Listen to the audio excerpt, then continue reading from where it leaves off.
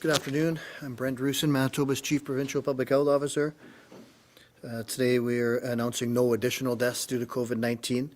Current 5-day test positivity rate is 4.8% provincially and 3.5% in Winnipeg.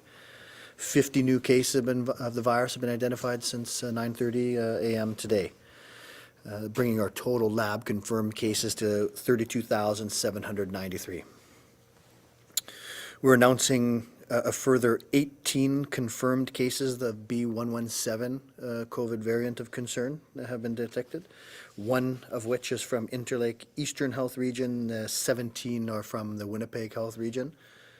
And so case investigations are continuing, and this brings our total number of variant of concern cases that are confirmed to 41. We continue to see very few cases related to domestic travel, and this is, obviously a good thing. I think Manitobans are avoiding travel for the most part. I want to thank Manitobans for doing their part on that. I know that this time of year there's a lot of plans that usually occur for spring break as well as Easter and Passover plans. But we're going to continue to advise against non-essential travel. We still have the self-isolation requirements for those that do travel for non-essential purposes. We need to certainly celebrate differently this year. Can still do so through the household bubble or the designated visitors. But we do need to avoid travel over this time. You can remember in our first wave, a lot of our success related to the timing of that, our spring break.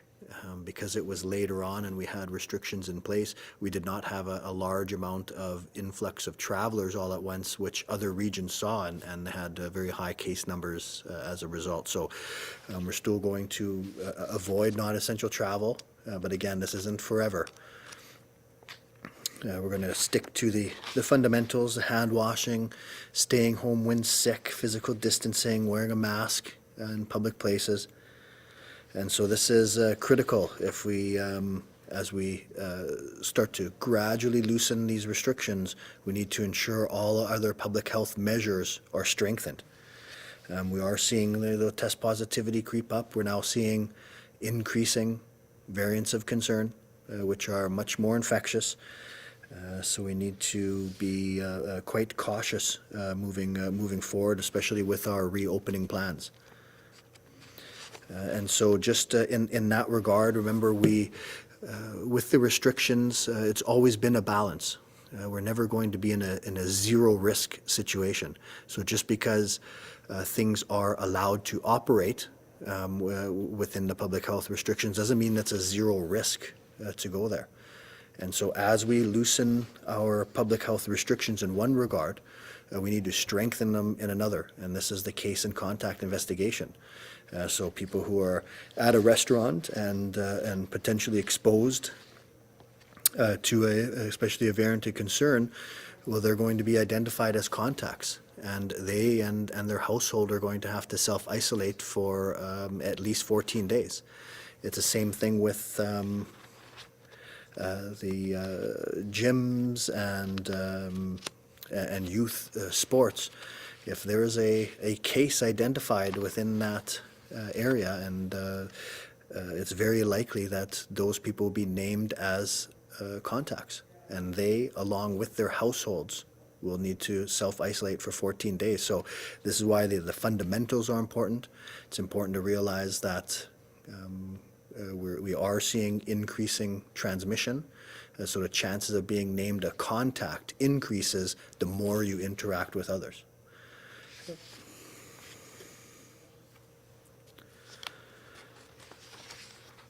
But we can compare our numbers now to what we saw in November and December. We can see that Manitobans' actions have made a significant difference, but we are at risk of seeing that increased transmission again as we loosen things up, as we see more and more interaction. So need everyone to continue to follow those fundamentals, do self-isolate appropriately if advised to by public health.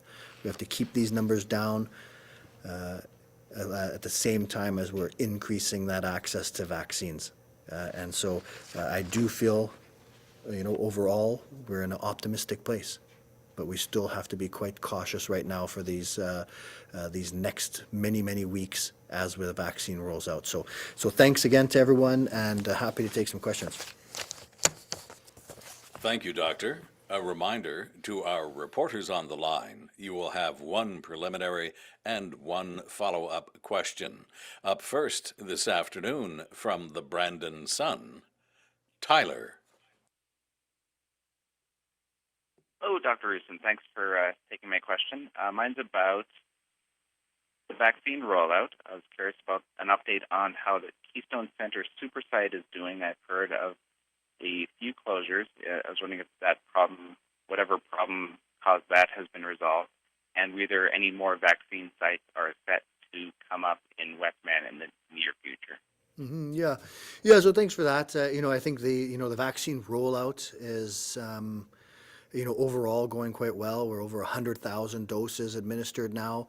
We're expanding our age criteria. So I don't have the details, about the Keystone Center and anything that transpired there, but I do know Vaccine Task Force has a lot of work being done with very difficult logistical challenges.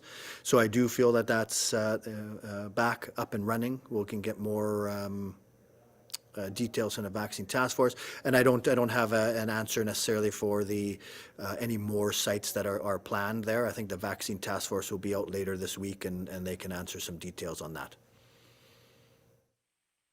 Okay, and these variants of concern. You'd mentioned 17 in Winnipeg, one in the Interlake today. I was wondering, is there now community spread? Also, have there been any cases of variants of concern in Prairie Mountain Health thus far? Yes, I'm not aware of any variants of concern that have been confirmed in Prairie Mountain Health. We have, of these 41, we have 9 that we can't link to either travel or other cases. So again, this is getting concerning to that more and more community spread. So we, like I say, we have to be very cautious. The more we interact, the more likely we're going to be exposed to these viruses. So fundamentals moving forward, we see that when these variants of concerns take a foothold in the transmission, when they become the predominant strain, we see those numbers in those jurisdictions climb rapidly. So we have to be very cautious for these next many weeks. From the Winnipeg Sun, Glenn. Glenn Dawkins from the Winnipeg Sun. Good morning, Dr. Roussin. First question I had is with the number of variant of concern cases that you announced today, is there worry that this may be getting out of control? We had, from our previous numbers, these are quite significantly raised. And if I understood you correctly, are we looking at mostly travel, or how are we looking at these new cases of the variant of concern? Yeah, so for the variants of concern, most of them are related to contacts of cases.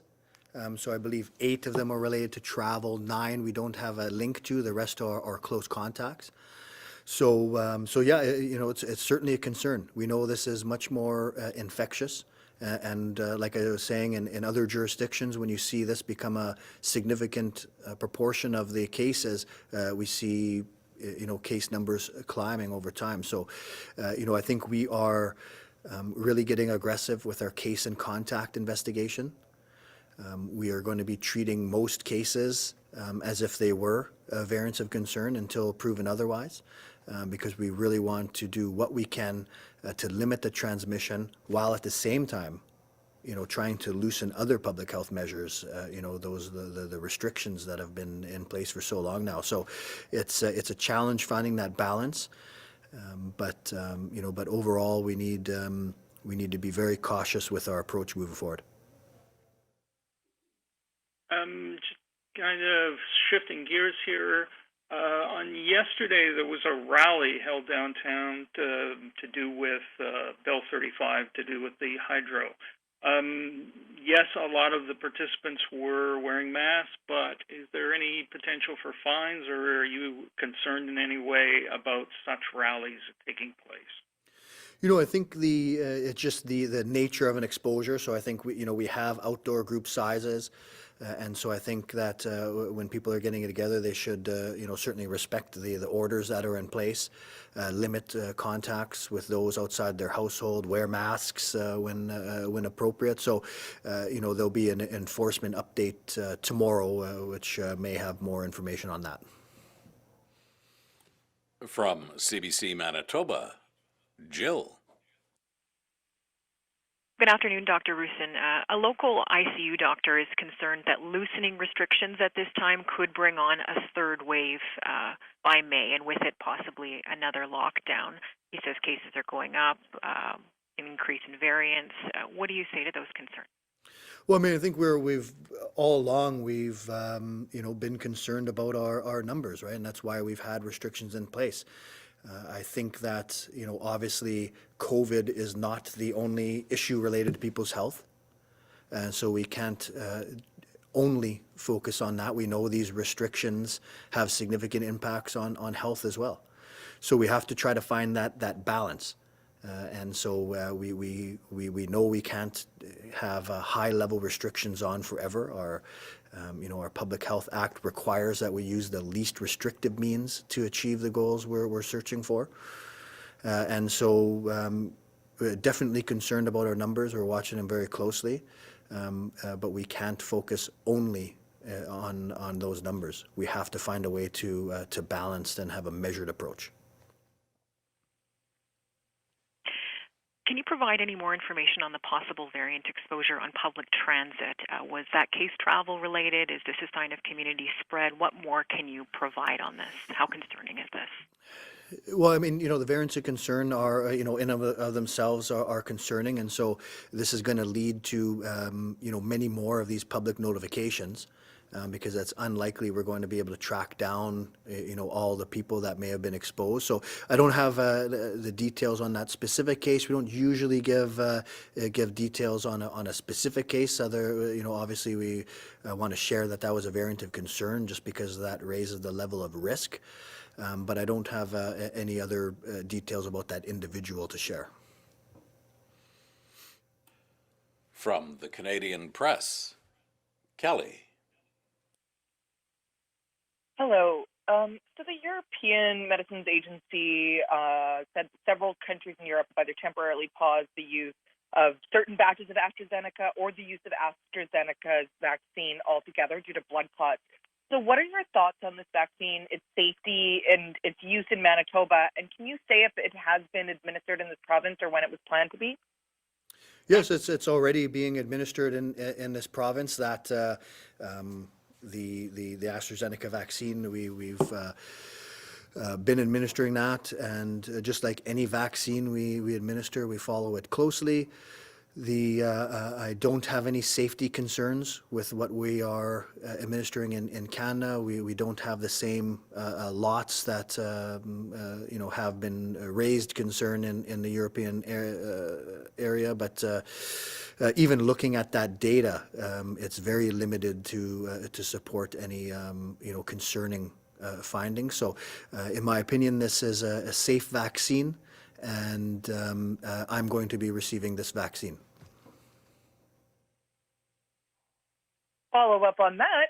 Do you know when you have an appointment to receive that vaccine? Yes, it is. I don't know the time necessarily, but it is this Friday, I believe, that I'm going to receive a vaccine, and it'll be the AstraZeneca vaccine.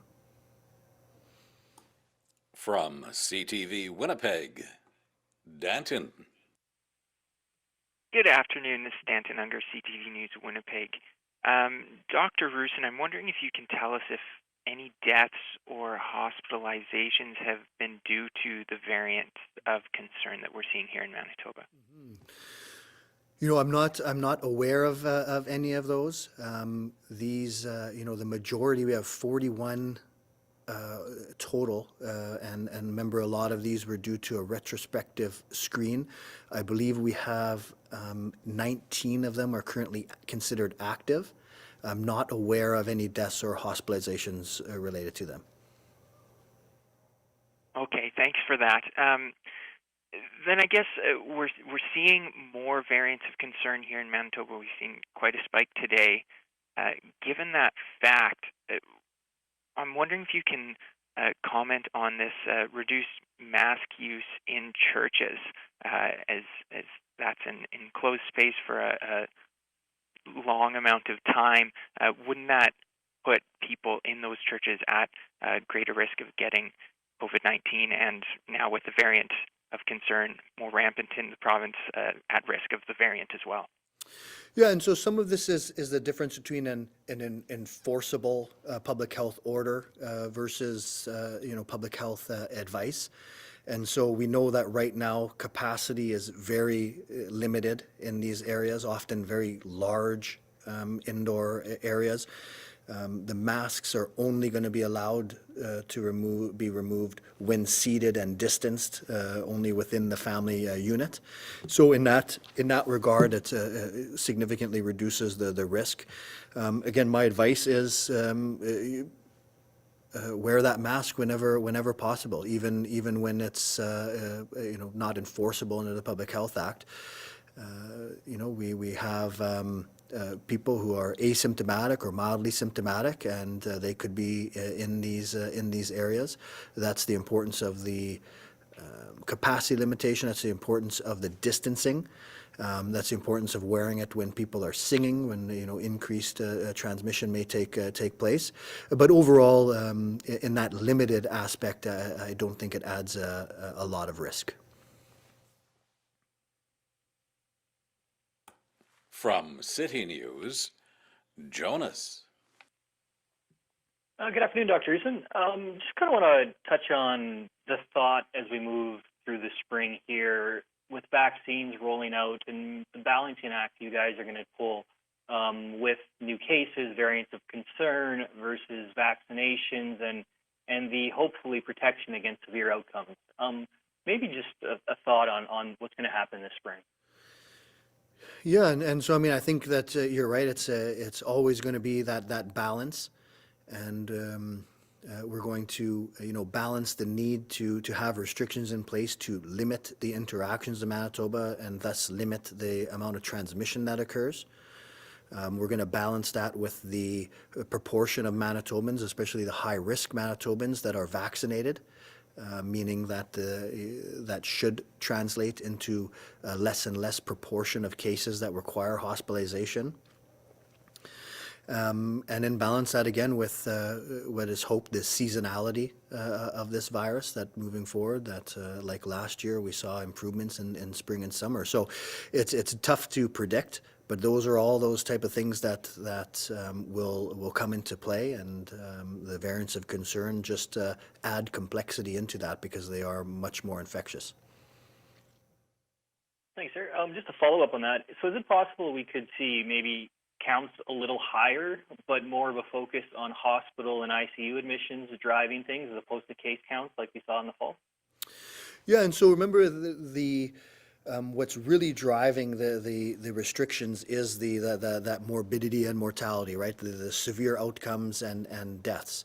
When we're in a stable wave, like in the November and December, the total case numbers are a good proxy to that, because we know 6 to 8% of those people would get admitted to hospital, 1 to 2% would go to ICU. But the vaccine will change those proportions, or we're expecting it to change those proportions. So that does mean that perhaps we'll be able to tolerate more total case numbers, because if people aren't having severe outcomes, then it's less of a concern. So it's just something that we'll have to watch really closely with our epi.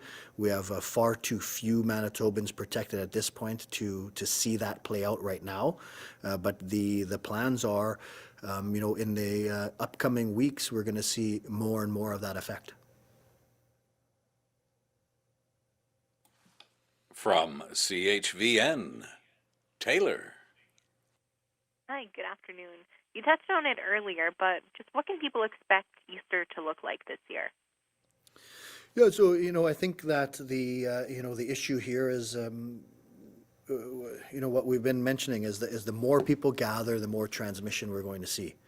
Although it's a time of year where people tend to travel and to gather, it's going to need to look different this year. So we do have opportunities. We still have those household bubbles. We still have the designated two for other people. So there's that opportunity to get together, but in that limited way. There's opportunity for outdoor gatherings, which are much less, risky for transmission. So I think I'd encourage Manitobans to look for, alternate ways to celebrate, to do so within those bubbles, to do so outdoors, to do so virtually, because we're just we're really in that race to get Manitobans vaccinated. But it's going to really impair our ability to vaccinate Manitobans if we start seeing high test positivity rates again. Thanks. And on Friday, it was announced that singing and wind instruments in schools were a go again. Can you just share why this is now being okayed and what parents and educators need to know about this? So I think it's again over time. We've seen our case numbers come down, certainly from where we were in November and December, and there's always that balance between the benefit of an activity, and the risk of it. And so we know our education partners have done a tremendous job right now at reducing the risk of transmission, in those settings. And so this is here where that balance now falls on getting back to this. But it goes again along to that message that everyone should take part in these activities in an informed manner. That if we were in a band class with instruments singing, and there was a case that was detected there, it's very likely that all those people and their families are going to have to self-isolate for 14 days at least. And so it's a benefit, but it's not without risk. But I think everyone will need to, make that balance for themselves.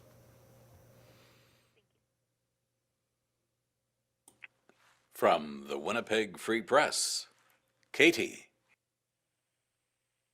Good afternoon, Dr. Roussin.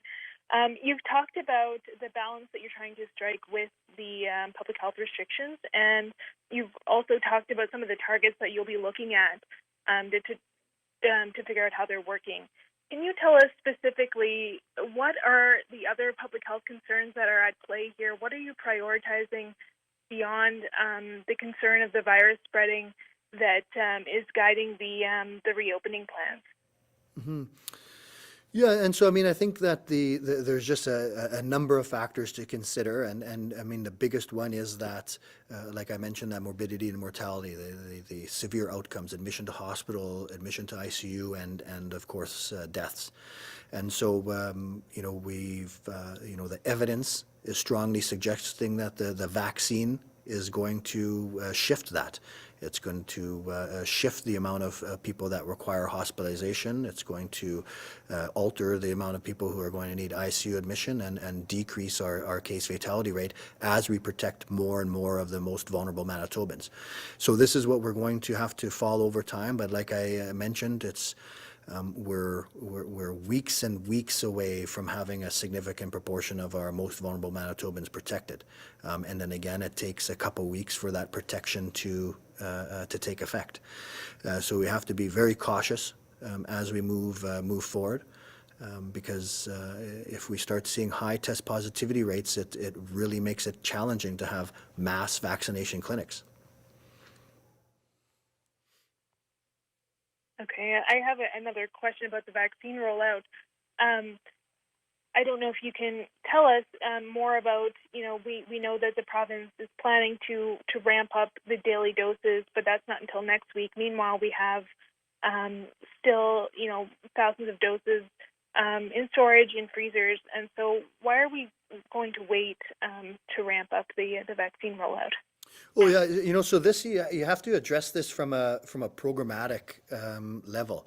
So we receive doses, say on Friday, and receive 10,000 doses or so. So of course on Friday we're going to have 10,000 doses in our freezer.